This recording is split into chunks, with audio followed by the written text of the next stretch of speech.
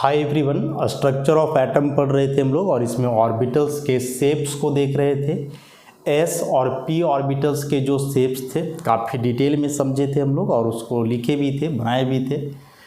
आज D orbitals के shape की बात करेंगे। डी ऑर्बिटल, तो डी ऑर्बिटल का जो शेप है वह होता है डबल डम्बेल। डबल डम्बेल, दो डम्बेल बनेगा। एक डम्बेल में दो लोब्स होते थे, ये एक डम्बेल हुआ। इसी में एक और डम्बेल लाया जाए तो इस शेप को हम लोग बोलने वाले हैं डबल डम्बेल, दो dumbbell. Total 4 lobes.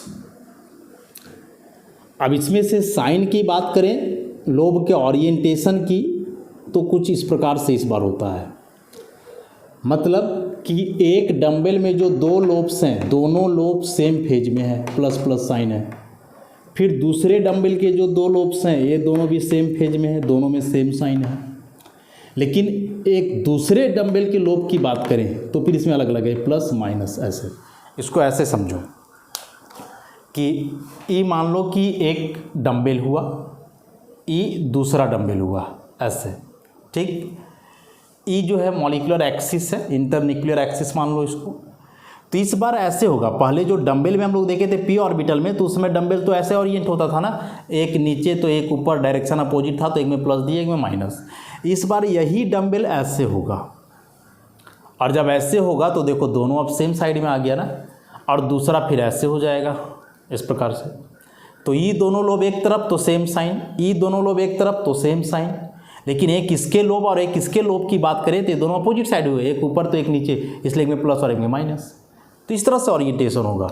Double dumbbell में जो लोब्स होते हैं ऐसे रहते हैं, और वही यदि हम लोग एक डंबल की बात करें तो फिर वहाँ लोब ऐसे हो जाएगा। तो इस साइन का मतलब कि लोब का ओरिएंटेशन कि या लोब किधर है वह बतलाता है यह साइन।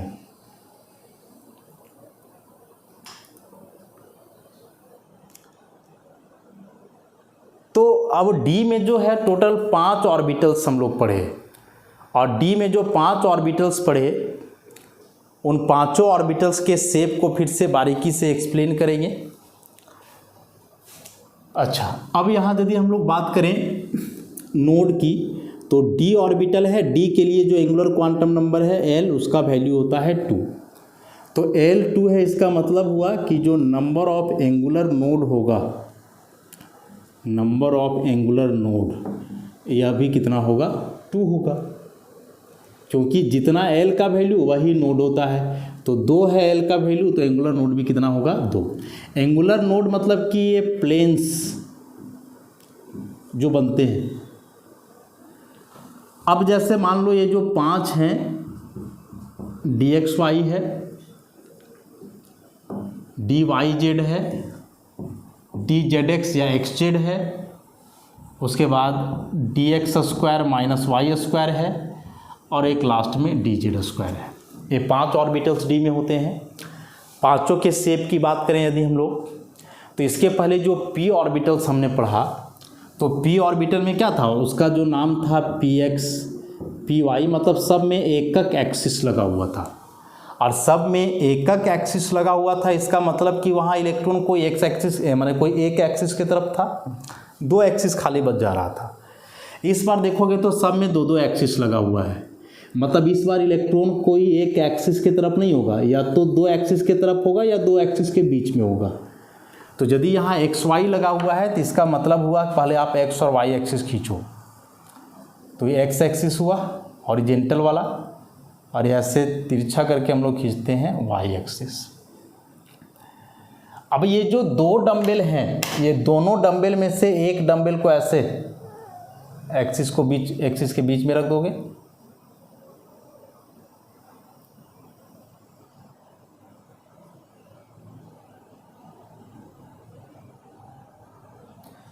और फिर दूसरा इधर हो जाएगा। इन दोनों में सेम साइन, मतलब दोनों एक फेज में हैं, फिर ही दोनों में सेम साइन, इलेक्ट्रॉन सही होगा यहाँ ऐसे। एक जो तीसरा एक्सिस बच गया जेड, वो तो वैसे ही रह जाएगा इस प्रकार से। अब इसमें जो लिखे हैं कि एंगुलर नोड 2 होंगे, तो वे 2 एंगुलर नोड कौन से होंगे? तो देखो, जहाँ भी ये 3 एक्सिस हो, एक्स, वाई और जेड, तो ये तीनों एक्सिस से मिल करके टोटल 3 प्लेन्स बनेंगे, X Y plane, Y Z plane और जेड एक्स प्लेन। और ये जो तीनों प्लेन्स होंगे वे एक दूसरे का परपेंडिकुलर होंगे। ये 3 प्लेन कैसे बनेंगे? जैसे मान लो कि ई एक्स एक्सिस है, तिरछा वाला होता है वाई, तो ई जो रीजन हुआ this is X Y plane. Y Z की बात करोगे तो ये हुआ जेड, ये तिरछा वाला होता है वाई, तो फिर यहाँ से एक ऐसे प्लेन बनेगा, this is Y Z plane. और एक है जेड एक्स, तो जेड एक्स मतलब कि ये जेड एक्सिस, ये वाला एक्स एक्सिस, तो फिर यहाँ ये जो प्लेन बनेगा ये हुआ जेड एक्स प्लेन। ये तीनों प्लेन एक साथ बनेंगे, तीनों एक दूसरे का परपेंडिकुलर होंगे, क्योंकि तीनों एक्सिस एक साथ एग्जिस्ट करते हैं एक ऑर्बिटल में 3D होने के चलते। तो यदि ये 3 प्लेन एक साथ बन रहे हैं, और यहाँ डी एक्स वाई के लिए हम क्या बताए कि एक्स वाई बतला रहा है प्लेन को, तो इसका मतलब हुआ कि डी एक्स वाई ऑर्बिटल में जो इलेक्ट्रॉन्स हैं वे इलेक्ट्रॉन एक्स वाई प्लेन में हैं, और एक्स वाई प्लेन होने का मतलब कि एक्स और वाई एक्सिस के बीच में है, एक्सिस पे नहीं है, एक्सिस के बीच में है एक्स वाई प्लेन। तो एक्स वाई प्लेन में है तो बाकी के 2 प्लेन तो खाली बच रहे हैं, वाई जेड और जेड एक्स प्लेन, ये दोनों प्लेन खाली बच रहे हैं यहाँ से। तो ये जो दोनों खाली प्लेन बचे हैं जिसमें एक इलेक्ट्रॉन नहीं है, दीज आर एंगुलर नोड्स, यही दोनों एंगुलर नोड्स है या यही दोनों नोडल प्लेन है। समझ गए बात को? दोनों प्लेन को अब यहाँ एक साथ बनाना पॉसिबल नहीं है, बस समझ जाओगे कि एक्स वाई में इलेक्ट्रॉन है तो ये दोनों खाली बच गया, तो यही दोनों एंगुलर नोड्स या एंगुलर नोडल प्लेन्स कहलाएंगे। तो ये डी एक्स वाई का हुआ। ऐसा ही हम लोग D Y Z D Z X के लिए भी बनाए। आप डी वाई जेड के लिए बनाओगे तो पहले जेड एक्सिस खींचो, तिरछा वाला वाई एक्सिस भी खींच दो। अब 2 डंबल है तो एक को ऐसे रखो और एक फिर इधर आ जाएगा, दोनों में सेम साइन, ये दोनों में सेम साइन। इस बार नोडल प्लेन कौन कौन से होंगे? तो वाई जेड में है इलेक्ट्रॉन, तो बच गया एक्स वाई और जेड एक्स, ये दोनों नोडल प्लेन्स हो गए। नोडल प्लेन में एंगुलर नोडल प्लेन। उसी प्रकार से जेड एक्स है तो this one is Z, this one is x, तो फिर ऐसे plus plus minus minus, electrons होंगे, सब में इलेक्ट्रॉन्स होंगे ऐसे। अब देखो ये पूरा एक ही ऑर्बिटल है, इस एक ऑर्बिटल में जो है ये टोटल 4 लोब्स हैं, तो यदि इसमें एक इलेक्ट्रॉन है ना, तो यही इलेक्ट्रॉन चूंकि वेव नेचर पोजेस किए रहेगा, तो इसी का वेव जो है ऐसे 4 रीजन में दिखाने का प्रयास किया जा रहा है। ये 4 ऑर्बिटल ही समझोगे, पूरा एक ही ऑर्बिटल है और इस एक ऑर्बिटल में मैक्सिमम 2 इलेक्ट्रॉन होंगे, तो यही दोनों इलेक्ट्रॉन जो है सो पूरे वेव के रूप में स्प्रेड रहेंगे ये चारों लोब्स में ऐसे। यहाँ नोडल प्लेन कौन सा हुआ? तो इलेक्ट्रॉन जेड एक्स में है तो एक्स वाई और वाई जेड, ये दोनों नोडल प्लेन होंगे, एंगुलर नोड्स हो जाएंगे। उसके बाद बात करें D X square minus Y square, तो यहाँ देखोगे थोड़ा सा अलग लग रहा है। ये सब एक जैसे थे, तो एक जैसे थे तो क्या किए, एक्स वाई था तो पहले एक्स वाई एक्सिस खींचे, लोब को बना दिए, मतलब यहाँ इलेक्ट्रॉन एक्स वाई प्लेन में, यहाँ इलेक्ट्रॉन वाई जेड प्लेन में, यहाँ इलेक्ट्रॉन जेड एक्स प्लेन में। ई थोड़ा अलग है, और ई जब थोड़ा अलग है तो इस केस में आप ऐसे तो नहीं बना सकते हो शेप इसका, तो फिर इसका शेप कैसे बनेगा? तो इसका शेप बनाने के लिए एक डंबल को एक्स एक्सिस पर रखना है और दूसरे को वाई एक्सिस पर रखना है। इन दोनों में प्लस, वाई वाले दोनों में दे दो माइनस। क्या अंतर है देखो तो, डी एक्स वाई और D X square minus Y square में क्या अंतर है डी एक्स वाई में डबल डंबल तो यहाँ भी है 4 लोब्स, लेकिन यहाँ जो लोब्स हैं वे एक्सिस के बीच में है, इलेक्ट्रॉन एक्सिस के बीच में है, मतलब इलेक्ट्रॉन प्लेन में है। जबकि यहाँ के जो लोब्स देख रहे हो तो ये दो लोब्स एक्स एक्सिस पर हैं, ये दो लोब्स वाई एक्सिस पे हैं, मतलब इलेक्ट्रॉन यहाँ एक्सिस के बीच में नहीं है, एक्सिस पर ही है, कोई प्लेन में नहीं है इलेक्ट्रॉन यहाँ। तो एक इसमें खाली एक्सिस बच गया, कौन सा? जेड। जेड एक खाली एक्सिस बच जाएगा इसमें। उसी प्रकार से इसमें वाई बच जाएगा, इसमें एक्स बच जाएगा, यहाँ भी जेड बचा हुआ था। ऐसा डी जेड स्क्वायर का जो शेप होता है कुछ ऐसा होता है। जेड बीच में ऐसे राउंड करके दिखाया जाता है, एक्स वाई माइनस इन दोनों में प्लस, ऐसे।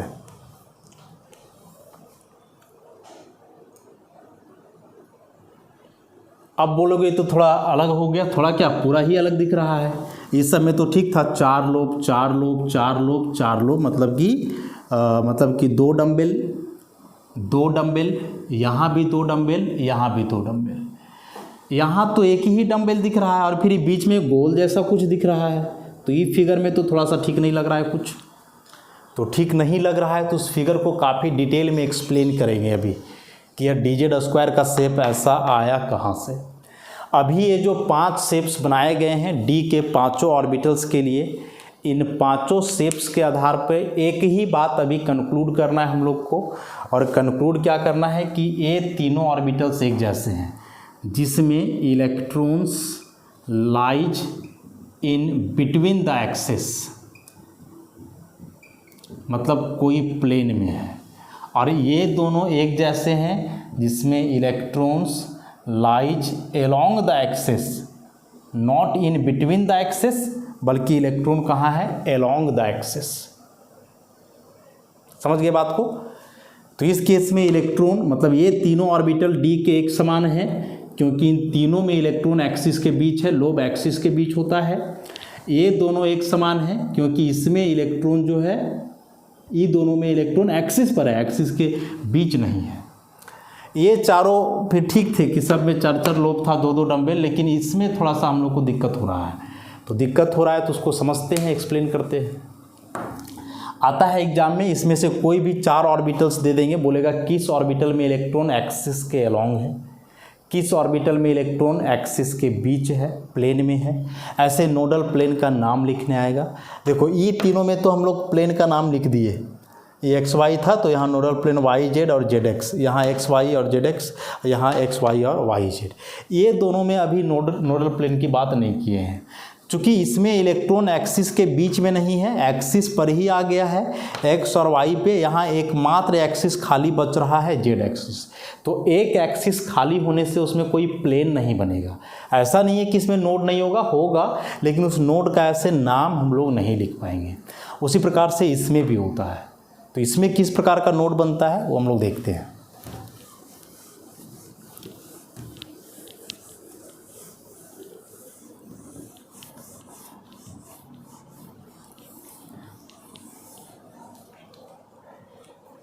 जो डी जेड स्क्वायर ऑर्बिटल है ना, यह D Z square orbital basically combination है दो ऑर्बिटल्स का, D Z square minus X square plus D Z square minus Y square. ये दो ऑर्बिटल्स मिलते हैं तब बनता है यहाँ डी, और जेड स्क्वायर हो गया 2z square minus X square minus Y square, ऐसा। अब जैसा शेप यहाँ D X square minus Y square के लिए बनाया गया है, वैसा ही शेप इन दोनों ऑर्बिटल्स के लिए बनाए हम लोग। सेम लग रहे हैं देखने में, मतलब कि जैसे D X square minus Y square में लोब यहाँ एक्सिस पर थे, उसी प्रकार से लोब्स यहाँ भी एक्सिस पे होंगे। लेकिन इस बार जेड और एक्स दिया हुआ है, मतलब कि एक को आप ऐसे दिखलाओ,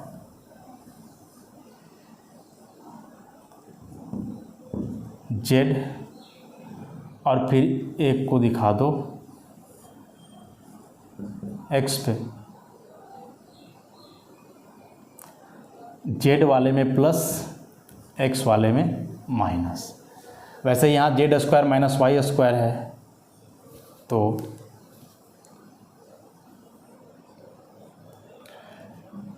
जेड वाई ऐसे तिरछा वाला हो जाएगा, जेड वाले में प्लस वाई वाले में माइनस। तो ये दो जो ऑर्बिटल्स हैं जिसमें हम लोग देख रहे हैं कि दो दो डंबल बन रहे हैं, चार चार लोब्स हैं, यही दोनों आपस में कंबाइन करेंगे और कंबाइन करने के बाद यह रिजल्टेंट ऑर्बिटल बनेगा जिसको। तो ये दोनों कैसे कंबाइन करेंगे ज़रा देखो, जेड एक्सिस यहाँ भी है, जेड एक्सिस यहाँ भी है, तो जेड यहाँ भी रहेगा। अब जेड पे डंबल यहाँ भी है तो यहाँ भी रहेगा, लेकिन चूँकि दो दो जेड वाले डंबल आपस में मिलेंगे तो ये जो लोब्स है वो लोब्स का साइज थोड़ा इन्हांस हो जाएगा, बढ़ जाएगा। मतलब यहाँ जब बनाओगे तो बड़ा सा लोब, जेड एक्सिस बड़ा सा लोब बनाना है ऐसा।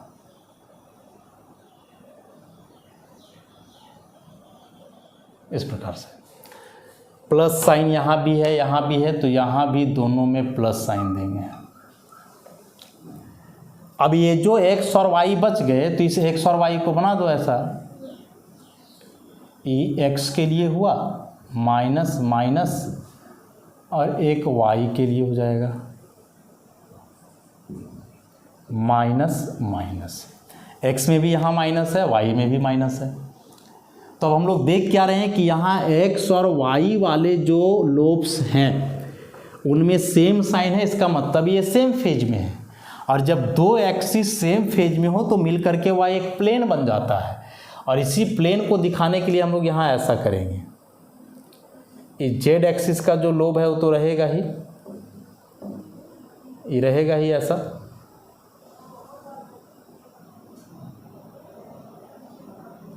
ऐसे। और ई जो दोनों नेगेटिव लोब बचे एक्स वाई में, इसी के लिए यहाँ बीच में हम लोग ऐसा राउंड कर देते हैं माइनस माइनस। तो बेसिकली यह एक्स और वाई एक्सिस के लोब का कॉम्बिनेशन है, मतलब यह एक्स वाई प्लेन है। और यही जो एक्स वाई प्लेन है तो इलेक्ट्रॉन तो इसमें मेनली जेड एक्सिस में होगा क्योंकि बड़ा वाला लोब इधर है, लेकिन इसके अतिरिक्त जो एक रीजन यहाँ बन रहा है तो इलेक्ट्रॉन इसमें भी होंगे। लेकिन यह जो है इलेक्ट्रॉन के होने का एडिशनल प्रोबेबिलिटी को बता रहा है, अतिरिक्त संभावना। मेन तो इलेक्ट्रॉन यहाँ जेड में रहेगा, उसके अतिरिक्त कहीं रहेगा तो इसमें होगा। और इसको हम लोग बोलते हैं नेगेटिव कॉलर, या फिर यही कहलाता है टॉरस। तो कैसे यह शेप बना समझे। सबसे पहले तो ये दोनों ऑर्बिटल्स आपस में मिले, इसको बनाया। यही जो है dz स्क्वायर है, dz का ही पूरा नाम है dz स्क्वायर का, क्योंकि यह दो ऑर्बिटल का कॉम्बिनेशन है। अब एक्चुअल में यदि देखोगे ना तो इस dz स्क्वायर ऑर्बिटल में तो टोटल 6 लोब्स हो गए। कैसे, ए दोनों, फिर ई दोनों और ई दोनों, 6 हो गया ना। 2 लोब जेड पे, 2 लोब एक्स पे और 2 लोब वाई पे, टोटल 6 लोब्स। इसके पहले जो 4 ऑर्बिटल देखे डी के लिए, सब में 4-4 लोब्स थे। इसमें कितने लोब्स हो गए, टोटल 6 लोब्स, 2 एक्स पे, 2 वाई पे, 2 जेड पे। लेकिन एक्स और वाई का यहाँ सिग्निफिकेंस खत्म हो जाता है और इसी एक्स और वाई को कंबाइन करके बीच में हम लोग ऐसे सर्कुलर बनाते हैं जो बेसिकली एक्स वाई प्लेन ही है, और यह इलेक्ट्रॉन के होने के एडिशनल प्रोबेबिलिटी को बतलाता है। मतलब ये ऐसे है, ये जो dz स्क्वायर ऑर्बिटल है ना, ये कुछ इस प्रकार से होता है। ये बीच में टॉरस है और इसमें देखो ये डूबा हुआ है डंबल जेड एक्सिस ऐसे। तो इलेक्ट्रॉन इसमें भी होंगे, इलेक्ट्रॉन इसमें तो रहेगा ही। अब जब ऐसे तुमको दिखा रहे हैं तो ये जो सर्कुलर है बीच में टॉरस, इसका ये फ्रंट वाला पार्ट तुमको दिखेगा, इधर बैक वाला पार्ट तो नहीं दिखेगा। तो बैक वाला पार्ट नहीं दिखेगा, इसलिए ऊपर में ये पूरा नहीं मिला है, छोड़े हुए हैं। ऐसे इसको कंपेयर करके समझो ना, यहाँ से ऐसे ऐसे है, ये पूरा डूबा हुआ है तो दिख रहा है तुमको ऊपर नीचे, ये सामने दिख रहा है, पीछे वाला पोर्शन नहीं ना दिखेगा। तो यही पीछे वाला पोर्शन है जिसको पूरा मिला ही नहीं है। तो ऐसे समझना है इसका मतलब। तो यहाँ से भी बहुत इंपॉर्टेंट क्वेश्चन जो है बन जाते हैं। सबसे पहला कि dz² ऑर्बिटल दो ऑर्बिटल्स का कॉम्बिनेशन है, इन दोनों ऑर्बिटल्स का इंडिपेंडेंट एग्जिस्टेंस नहीं है, इसीलिए ये दोनों आपस में मिल करके इस ऑर्बिटल का निर्माण करते हैं। dz² ऑर्बिटल में एक्चुअली में कितने लोब्स हैं, तो टोटल 6 लोब्स हैं। दिखते यहाँ 2 हैं, मेन 2 ही लोब्स हैं, यही दोनों लोब में इलेक्ट्रॉन मैक्सिमम होगा, इसके अतिरिक्त कहीं होगा तो इस रीजन में एडिशनल प्रोबेबिलिटी जो बतला रहा है, जिसको कि नेगेटिव कॉलर या फिर हम लोग टॉरस के नाम से जानते हैं। अब यहाँ नोडल प्लेन किस रीजन में होगा, कहाँ होगा नोडल प्लेन इसमें, तो यहाँ नोडल प्लेन को हम लोग ऐसे दिखाते हैं कि यह जो dz² ऑर्बिटल है ना, इसमें नोडल प्लेन कोनिकल होता है इस प्रकार से, या दिस इज कोनिकल नोड। बाकी सब में तो प्लेन के रूप में था ना, इसमें ऐसा कोनिकल नोड होता है, ई कहलाता है नोड इसमें ऐसे। तो कुछ मायने में जो है डी के 5 ऑर्बिटल्स एक समान नहीं हैं, लोब का अंतर हो जा रहा है, लोब के ओरिएंटेशन का अंतर हो जा रहा है, फिर नोड का भी अंतर हो जा रहा है। ये जो 3 ऑर्बिटल थे dxy, dyz और dzx, इसमें तो हम लोग लोब देख लिए, प्लेन्स बन रहे थे। dx² - y² में वैसा कोई प्लेन ही नहीं बना सके हम लोग, क्योंकि 2 एक्सिस खाली बचा नहीं। dz² में नोड तो बना, लेकिन यहाँ भी कोई प्लेन नहीं, बल्कि ऐसा कोनिकल नोड्स, कोन के जैसा जो शंकु होता है ना, कुल्फी जो खाते हो, आइसक्रीम खाते हो, वैसे शेप का यहाँ बनता है नोड। तो ये कंप्लीट 5 डी ऑर्बिटल्स हुए, पांचों का डिटेल डिस्क्रिप्शन शेप का, चूँकि शेप के आधार पे ही पूरा बॉन्डिंग का कंसेप्ट आप पढ़ोगे आगे केमिकल बॉन्डिंग का चैप्टर में, तो वहाँ ये बड़ा ज़रूरी हो जाएंगे इस ऑर्बिटल्स के नेचर को जानना। तो एस ऑर्बिटल का स्फेरिकल शेप, पी का डंबल डिटेल में देख लिए, डी का डबल डंबल, कैसे डबल डंबल में 4 लोब्स का अरेंजमेंट या ओरिएंटेशन है स्पेस में, वो भी हम लोग काफ़ी अच्छे से देख लिए विथ नोडल प्लेन्स। ये सारे जो है एंगुलर नोड हैं। रेडियल नोड लोब के अंदर ही बनता है, बता चुके हैं। जैसे मान लो कि बनाना हो 5dz² का शेप, अब 5dz² बनाना है तो ये d जो है L तो इसके लिए 2 हुआ, तो इसमें से एंगुलर नोड हो जाएगा 2, और ये n बराबर 5, तो जब रेडियल नोड निकालोगे तो क्या था फॉर्मूला, n - l - 1, माने 5 - 2 - 1, तो 5 - 3 मतलब कि 2, तो 2 radial node 2 angular node.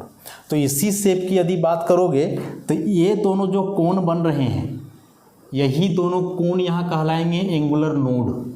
Radial node फिर अब इसमें दिखाना होगा, जैसे पी के लिए दिखाए थे, याद करो कि इलेक्ट्रॉन इतना में से यहाँ होगा, फिर थोड़ा बीच में नहीं होगा,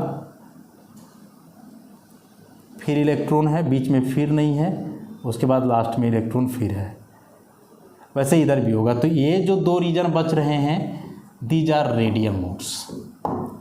ऐसा तो इस तरह से रेडियल और एंगुलर नोड्स को हम लोग डिपिक्ट करते हैं, दिखलाते हैं इसमें।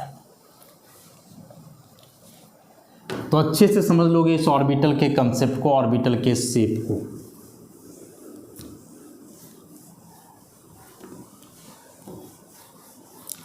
अब बच जाता है एफ सबसेल के लिए टोटल 7 ऑर्बिटल्स पढ़े हम लोग। एफ ऑर्बिटल का शेप थोड़ा कॉम्प्लिकेटेड है, मतलब कि उसको वैसे रफली कॉपी पे या बोर्ड पे बनाना पॉसिबल नहीं होता है।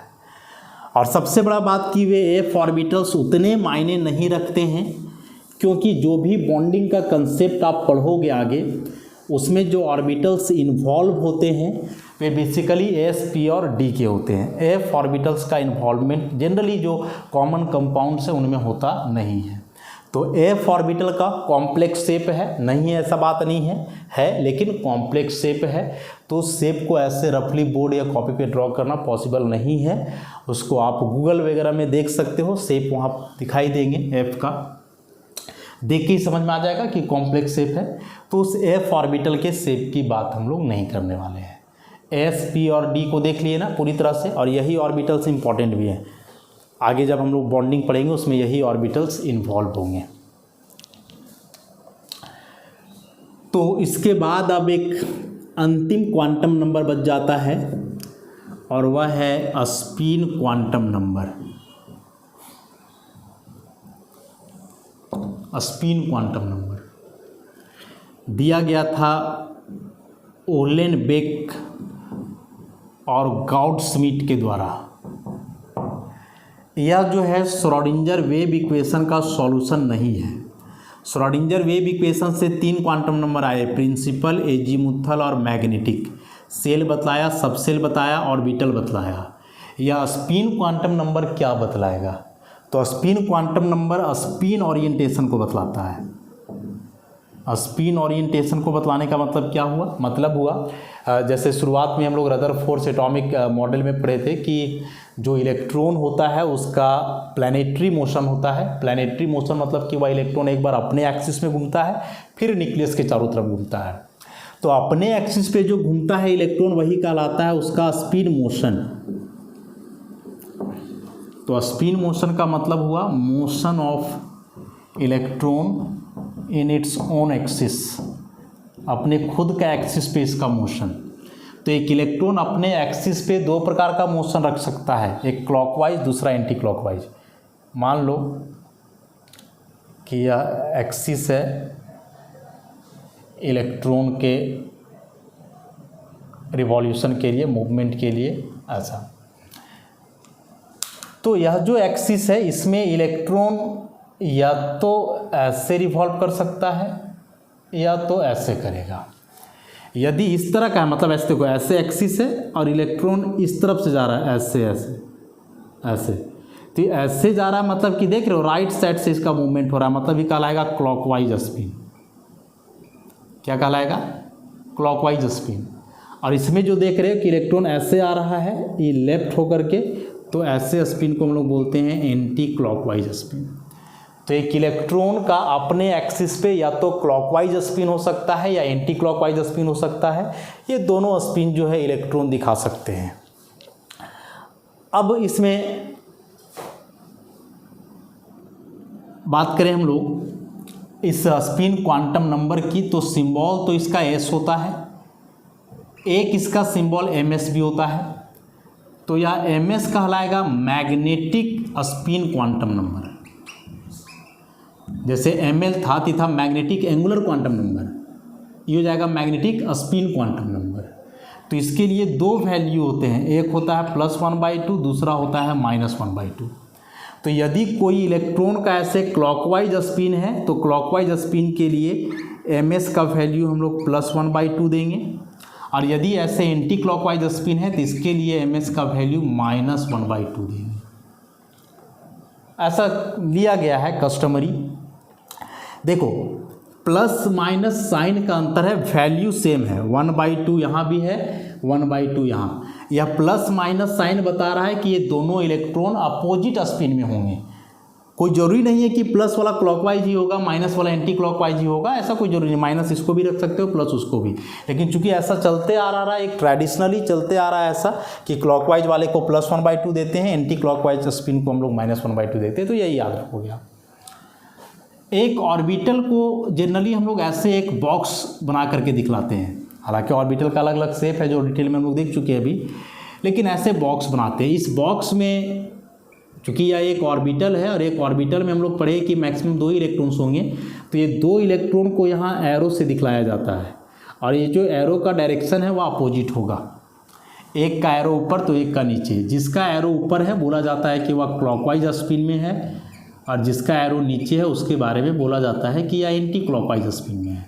बोला जाता है मतलब ऐसा ट्रेडिशनली चलते आ रहा है, कोई ठोस वजह नहीं है सबके पीछे। तो यदि एरो ऊपर है तो इसके लिए जो एमएस का वैल्यू होगा +1/2 हो जाएगा क्लॉकवाइज। एरो नीचे एंटी क्लॉकवाइज तो इसके लिए एमएस का वैल्यू -1/2 हो जाएगा, ऐसा। और लास्टली एक इलेक्ट्रॉन अपने एक्सिस पे घूम रहा है जिसको स्पिन मोशन बोलते हैं, तो इससे अब यहाँ से स्पिन एंगुलर क्वांटम या spin angular momentum, spin angular momentum आता है, जिसका फॉर्मूला हो जाएगा under root S plus 1 into h/2π।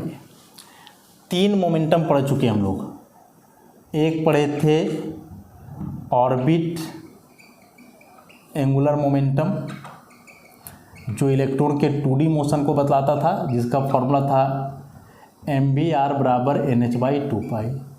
फिर हमने पढ़ा ऑर्बिटल एंगुलर मोमेंटम जो इलेक्ट्रॉन का 3D मोशन के चलते था, और इसमें फॉर्मूला पढ़े थे under root l plus 1 into h/2π। उसके बाद फिर अभी हम लोग पढ़े स्पिन एंगुलर मोमेंटम जो इलेक्ट्रॉन का स्पिन मोशन के चलते हैं, और इसका formula under root S plus 1 into h/2π। ये h/2π सब में है एक्चुअली, या यूनिट होता है एंगुलर मोमेंटम का। तो यहाँ हो गया n के बराबर, यहाँ ये डिपेंड किया l पे, और इसमें डिपेंड किया s पे। तो ये 3 प्रकार के एंगुलर मोमेंटम होंगे। मोमेंटम वहीं डेवलप करेगा जहाँ इलेक्ट्रॉन मोशन में है। अब चूंकि इलेक्ट्रॉन का 3 प्रकार का मोशन हुआ, ऑर्बिट वाला प्लानर मोशन, तो वहाँ ऑर्बिट एंगुलर मोमेंटम mvr बराबर nh/2π।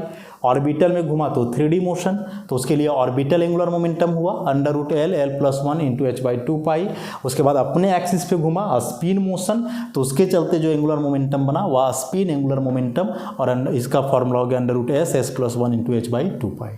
ऐसे तो ये 3 प्रकार के मोमेंटम। तो यही स्पिन क्वांटम नंबर है, और इसी के साथ यहाँ से जो 4 क्वांटम नंबर्स थे ये चारों समाप्त हो जाते हैं। इस चैप्टर का सबसे इम्पॉर्टेंट टॉपिक ये क्वांटम नंबर्स ही थे, जिससे कई प्रकार के क्वेश्चन एग्जाम में पूछे जाते हैं, ऑर्बिटल का शेप वगैरह से भी रिलेटेड। और अब यही क्वांटम नंबर्स के आधार पे इस चैप्टर में आगे का जो पोर्शन है उसको हम लोग पढ़ेंगे।